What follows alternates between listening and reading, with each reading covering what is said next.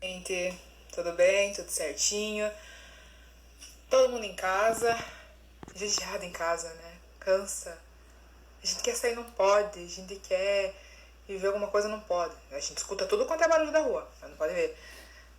A gente dá uma fugidinha de máscara, né? Ali no portão. Quando não tem muita escolha, a curiosidade bate mais alto. Vamos ver o que tá acontecendo.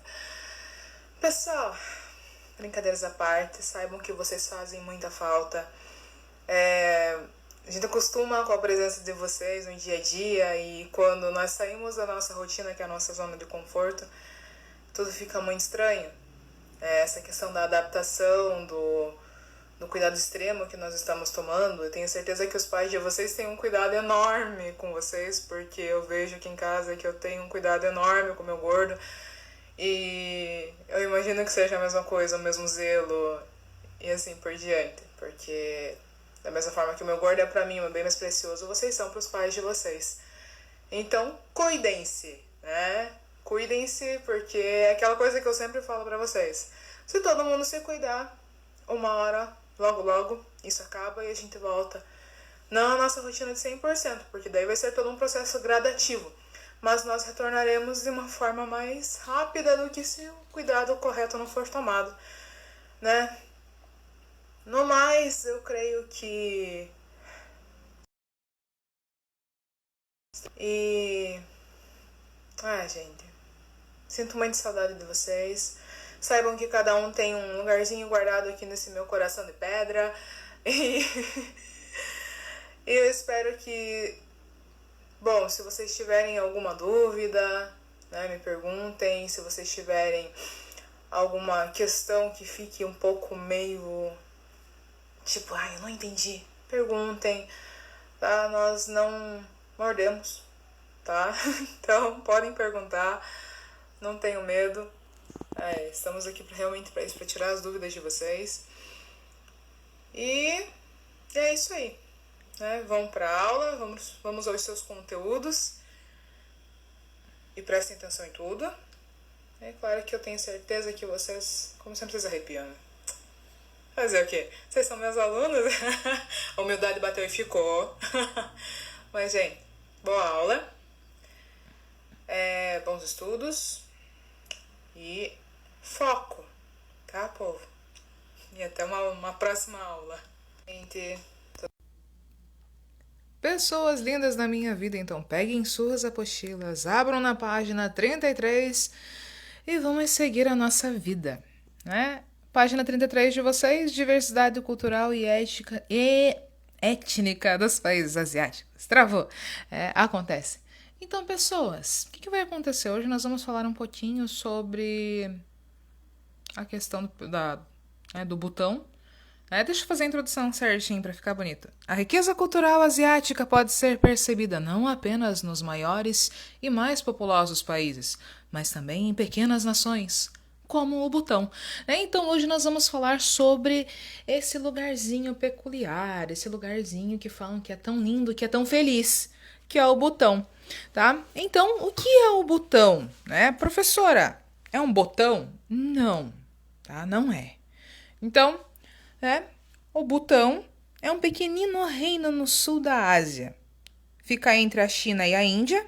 Ele fica encravado ali, entre as montanhas do Himalaia e ainda muito distante das rotas turísticas. Por exemplo, em Paro está o único aeroporto do país. As montanhas e a pista curta exigem toda a perícia dos pilotos. Todo mundo que vai para lá fala que passa por um pouquinho de emoção nessa parte. Então, poucos estão habilitados a fazer essa rota, que é tão perigosa como ela é espetacular. Vale ressaltar que é na Cordilheira do Himalaia, Cordilheira dos Himalaias, que se encontra o Monte Everest, o mais alto do mundo. Então, gente, vamos falar sobre esse pedacinho do mundo, certo? Deixa eu virar a página aqui.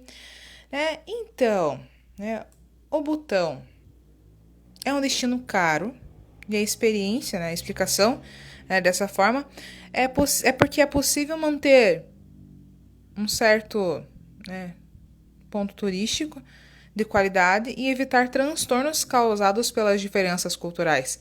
Essa nação, que abriu as portas para os estrangeiros em 1974, 2 séculos, né, depois de 2 séculos de isolamentos e conflitos, conseguiu preservar suas tradições e manter a harmonia entre a população. Hoje a população tem aproximadamente 700 mil habitantes. Então aqui que fala que é um destino caro. Aí já tem algumas imagens para vocês. Então, eles são budistas, né? Guru Rinpoche, conhecido como Segundo Buda, vivem em pequenas comunidades rurais, com pouco luxo e vestem-se com lindos trajes típicos. As mulheres são chamadas de kira, as roupas que elas usam. Para os homens, dego.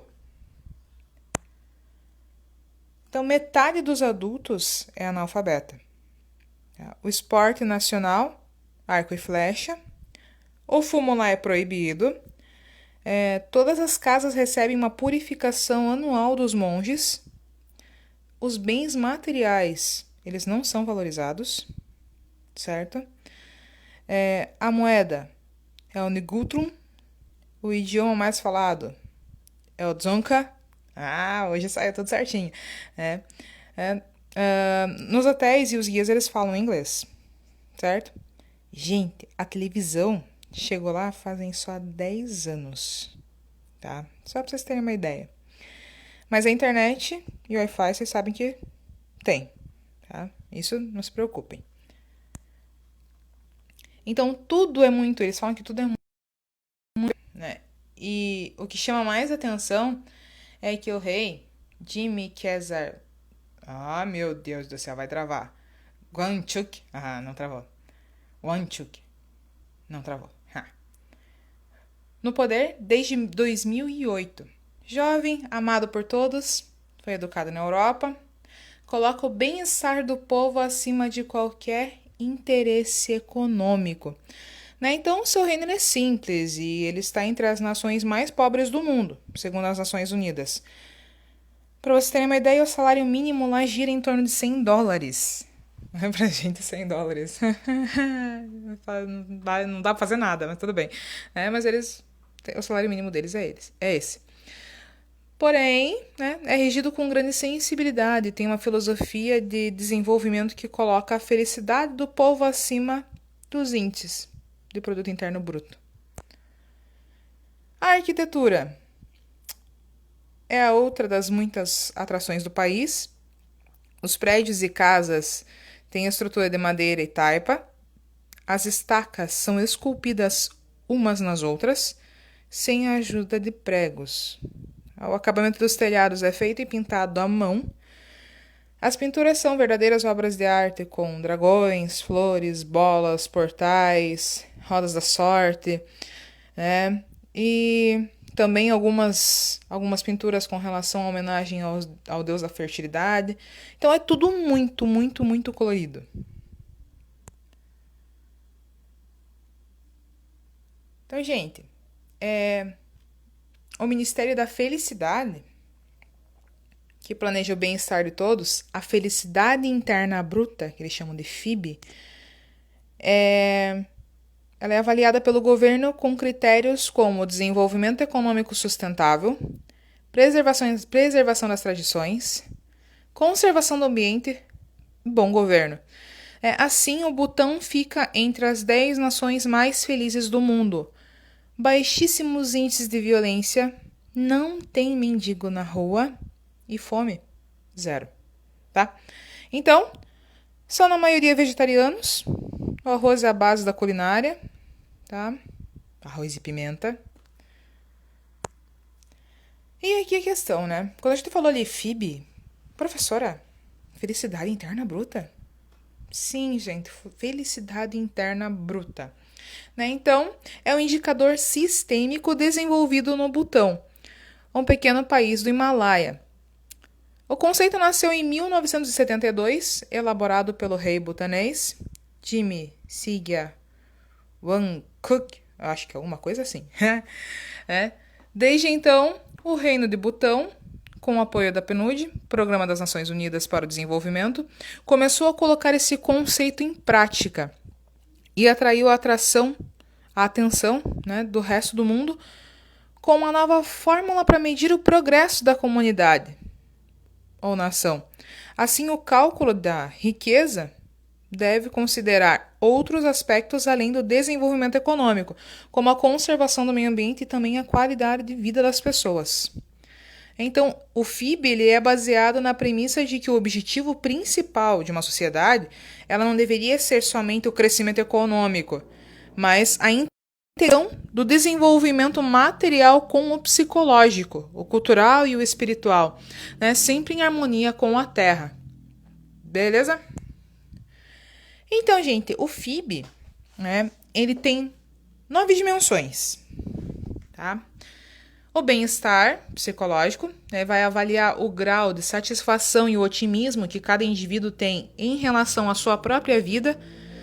Os indicadores incluem a prevalência de taxas de emoções, tanto positivas quanto negativas, né, e analisam a sensação de competência, estresse e atividades espirituais. Saúde vai medir a eficiência das políticas de saúde com critérios como autoavaliação da saúde, invalidez, padrões de comportamento arriscado, exercício, sono, nutrição e por aí vai.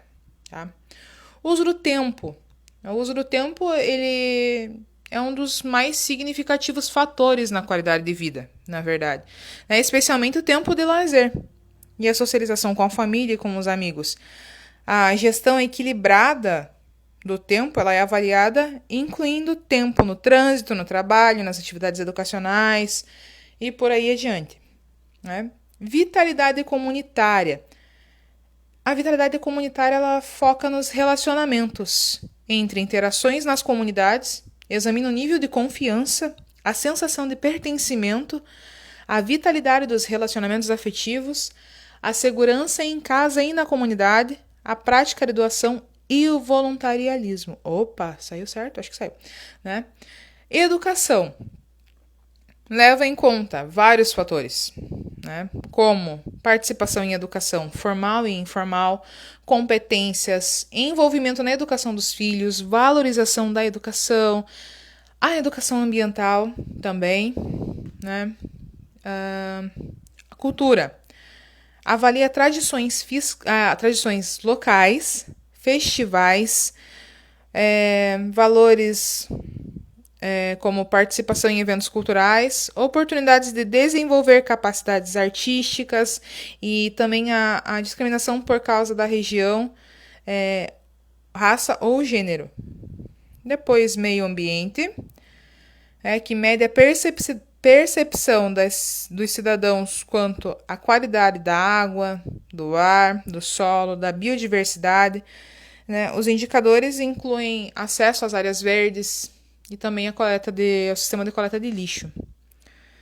Governança avalia como a população enxerga o governo, a mídia, o judiciário, o sistema eleitoral, a segurança pública em termos de responsabilidade, honestidade, transparência. Também mede a cidadania e o envolvimento dos cidadãos com as decisões e os processos políticos. Por último, o padrão de vida. Né? O padrão de vida ele vai avaliar a renda individual e familiar, a segurança financeira, o nível de dívidas, a qualidade das habitações e por aí em diante. Né? Porém, ao contrário do que você possa acreditar, né, existe muita pobreza nesse país, principalmente nas regiões rurais. A escravidão, a escravidão ela foi proibida no país, no Butão, em meados do século XX. As próprias autoridades butanesas elas admitem que existem melhorias a fazer, mas eles afirmam que nos últimos 30 anos o padrão de vida das pessoas progrediu muito, o que ajuda a explicar o índice de satisfação do povo butanês. Eu vou colocar um videozinho para vocês que vai mostrar mais ou menos como que é o país, porque a gente falou muito, eu coloquei algumas fotos, é claro, mas eu acredito que o vídeo ele seja mais desperte um pouquinho mais da curiosidade de vocês, né, com relação ao país. Tá? Então, é um vídeo curtinho.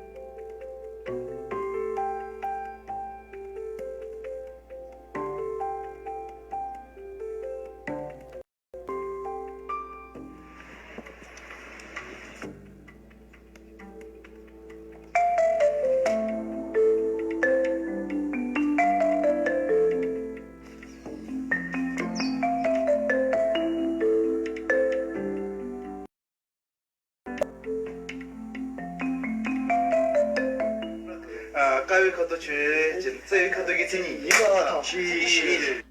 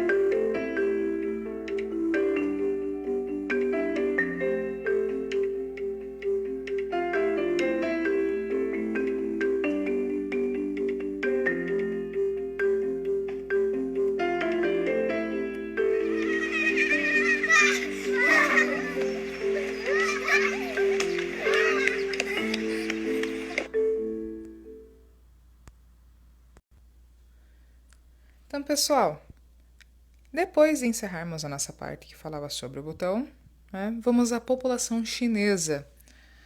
A República Popular da China é composta por um grupo de 50 grupos étnicos diferentes. O povo Han responde por 91% do total da população, sendo que as outras etnias minoritárias estão constituídas contidas no 8,98% que restam, tá?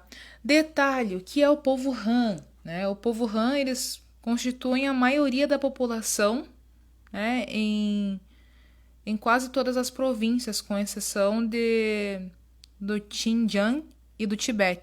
Né? O povo Han, eles poderiam ser considerados como um verdadeiro povo chinês, visto que a língua, a culinária, os costumes tradicionais do país derivam deles. Tá? Então, né, a lei chinesa garante a todas as etnias igualdade, o Estado protege seus direitos e interesses legítimos e também aplica os direitos de igualdade, unidade, ajuda mútua e prosperidade comum nas relações entre diversos grupos étnicos. Em relação à distribuição geográfica, os integrantes da etnia Han estão espalhados por todo o país, concentrando-se principalmente nas bacias do Rio Amarelo, Yangtze e Perla, bem como nas planícies do Songma e Liaoyi. Essas palavrinhas, gente, vocês sabem que a pessoa que trava bonito, né? Então, os Han desempenham papel de destaque na vida estatal. As áreas habitadas pelas minorias étnicas representam aproximadamente 55% do total do território nacional. Apesar da sua escassa população, apesar da sua escassa população, e possuem abundantes recursos naturais. É fato esse que supõe um papel importante na construção e desenvolvimento de toda a China. Segundo alguns dados, a população chinesa, em 2017, ela era de 1 bilhão e 409 milhões de habitantes. E a distribuição, de acordo com a idade, se dá da seguinte forma: de 0 a 14 anos, 20%, 15 a 64 anos, 71%, 65 anos ou mais, 8%. Então, essa distribuição acaba ocorrendo dessa seguinte maneira. Então, gente, para se ter uma ideia, esse povo corresponde a mais de 6 vezes a população brasileira. Então, é muita gente mesmo, se a gente parar para pensar. Porém, os seus habitantes eles não se encontram homogeneamente distribuídos. A maior parte da população se concentra na parte leste, principalmente nas proximidades dos dois grandes rios. O Rio Amarelo, vocês podem encontrar o Rio Amarelo como Huanghe, tá? E o Rio Azul, Yangtze. Vocês vão encontrar esses dois rios com essas duas denominações. Tá? Então, se por um acaso estiverem olhando alguma reportagem ou alguma questão do Enem, ou até mesmo alguma questão de vestibular, e aparecer alguma coisa lá de Huanghe, é Rio Amarelo, tá? E Yangtze é o Rio Azul. Porém, pode aparecer só Rio Amarelo e assim por diante, tá? Então, cuidem, porque podem ocorrer trocadilhos com relação a esses nomes, tá? Então, a China ela é dividida em 22 províncias, semelhantes a, as unidades da Federação Brasileira, tá? Então, são essas as nossas 22 províncias, tá? Eu não vou falar uma por uma, tá? Não se preocupem, porque eu não vou me arriscar. Não com esses nomes tão exóticos, né? Vou dar um zoom aqui pra vocês. É melhor eu abster-me nesse momento, tá? Então, 22 províncias da China. Opa. Diminui o zoom. Então, a taxa de crescimento da população foi de 0,62%.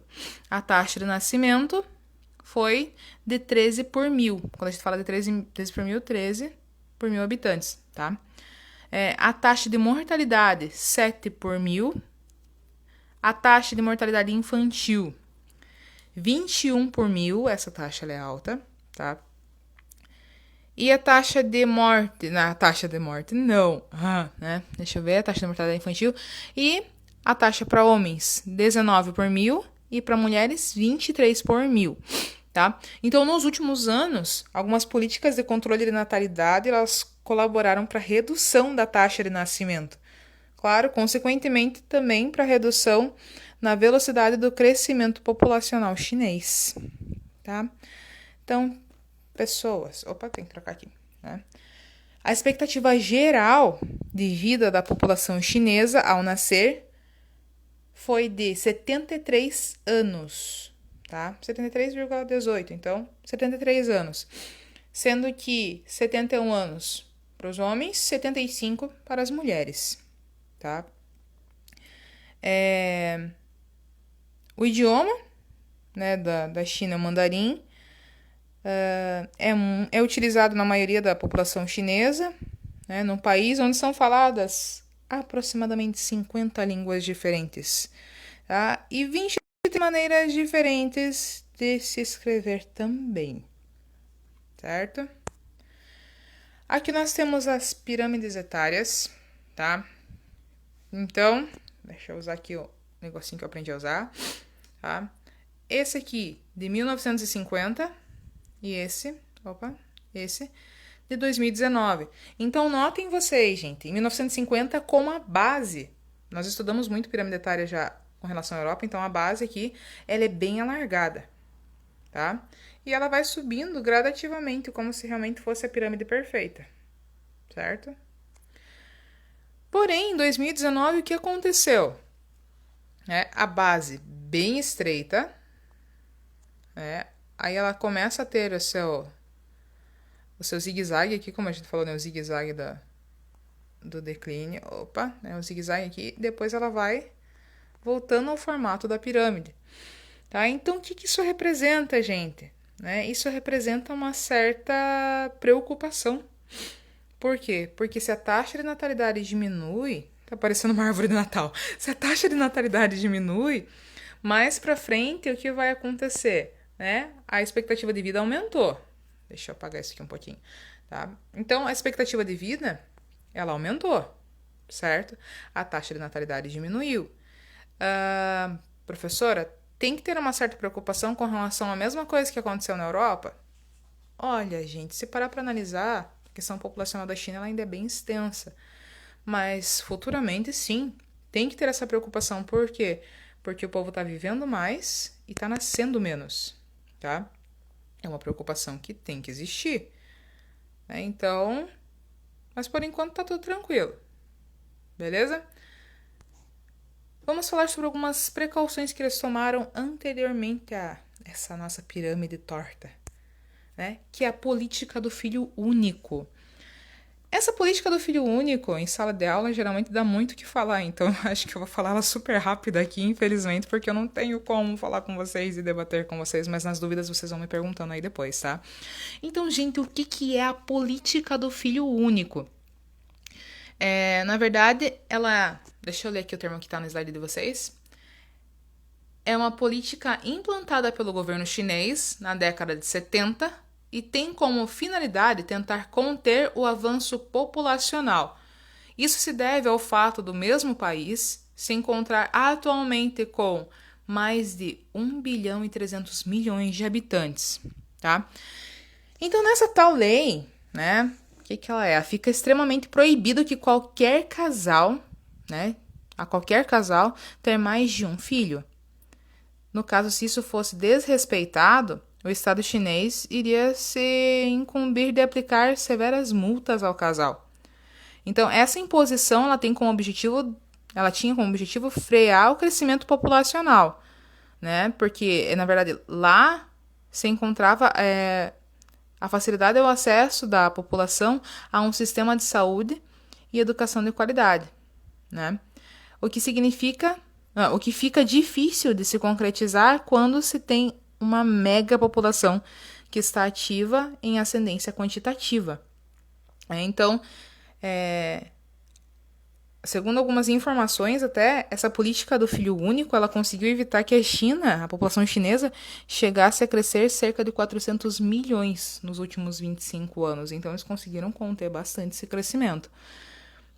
E aqueles que nasceram estando contidos à lei, que hoje são em torno de 80 milhões de filhos únicos, receberam um apelido carinhoso de pequenos imperadores. Então, gente, pensem vocês. 80 milhões de pessoas que são os designados como os filhos únicos da época. Então, foi muita gente mesmo. Mesmo eles contendo, foi muita gente. Então, termo carinhoso para eles, pequenos imperadores, tá? Então, como é que a gente pode falar mais um pouquinho sobre isso? Como toda lei, assim como toda lei, assim como toda regra, a sua exceção, é justamente ela que causa muitas críticas atualmente na China. Vamos citar um exemplo. Existem várias famílias no meio rural que podem ter um segundo filho, principalmente se a primeira filha for mulher, tá? Isso, se deve ao fato de que, tratando uma megapopulação, é necessário também suprimentos agrícolas para o consumo da mesma. O governo parte do princípio que quanto mais pessoas estiverem trabalhando no campo para produzir tais suprimentos e abastecer toda essa grande população, é melhor, tá? Então, por isso, essa exceção, né? Que tendo mais filhos, é mais gente trabalhando no campo e produzindo mais, tá? Então, quem morava na área rural podia ter os 2 filhos. Outras críticas severas a essa lei deve-se que quanto mais segue-se a risca a lei, mais abortos são gerados, principalmente do sexo feminino, né? A China já tem A China já tem uma existente cultura enraizada de que um casal, ao programar um filho ou querer constituir uma família, tem uma certa preferência em ser um filho homem, tá? Isso na China, devido à cultura que eles possuem. Então, no caso, no homem é concentrado a responsabilidade de manter os pais quando eles forem idosos, né? De possibilitar para eles um enterro solene, né? Então, somente o filho homem é o herdeiro dos bens da família e assim por diante. É uma cultura bem extensa, se a gente parar para pensar. Eu acho que a gente podia fazer uma aula inteira sobre a cultura da China, tá? Se vocês quiserem, me avisem. Porque, olha, é muita coisa, gente. Então, são muitas riquezas, assim. Se a gente parar para ver, é muita riqueza, muita cultura, muitas peculiaridades, muitas curiosidades e assim por diante. Voltando à questão do filho único. Então, gente, se o casal tiver um filho do sexo feminino, né, para eles, para a cultura deles na época, passa por um problema gravíssimo. É étnico e cultural, né? Pois sendo a filha mulher, eles não poderiam ter um outro filho, no caso um homem, né? Assim como a cultura deles manda. Então, dessa forma, a triste realidade é normalmente o abandono do bebê ou até mesmo a morte do bebê recém-nascido, tá? Então, diante das mudanças na configuração populacional, do envelhecimento da população e do crescimento econômico que a China vivenciou nos últimos tempos, o governo optou por flexibilizar a norma. Então, em 2015, a política do filho único ela foi extinta no país. O fim da medida já produziu algumas mudanças, mas os anos de convivência com a norma, as mudanças de hábitos, Achei. Né? As mudanças de hábitos que o meio urbano pressiona, de certa forma, bem como uma série de outros fatores resultantes das grandes transformações pelas quais a China tem passado, ainda não nos permite avaliar com segurança, com firmeza total, como vai ser o comportamento demográfico do país daqui para frente. E, infelizmente, nós temos que colocar algumas questões também, a parte demográfica, né?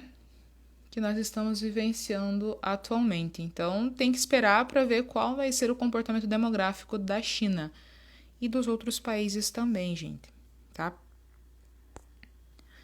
População da Índia. Nossa, população da Índia me lembra um monte de novela. Então, povo, população da Índia. A população da Índia é a segunda maior do mundo, atrás somente da China, né? E pode alcançar a China em breve, né? Então, vamos esperar as cenas do próximo capítulo.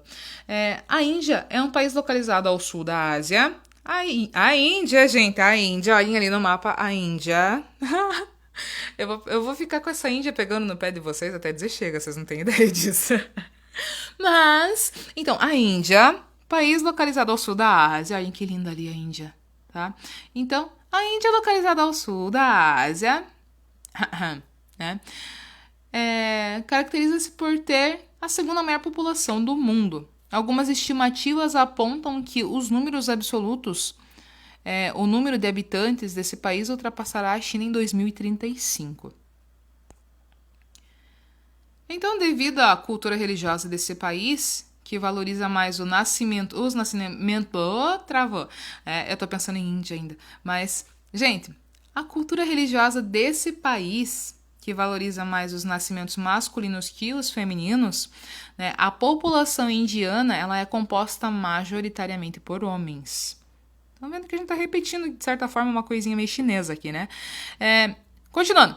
Então, Em proporção, existem 1,08 homens para cada mulher. No número de crianças, para cada 1.000 meninos, existem 914 meninas.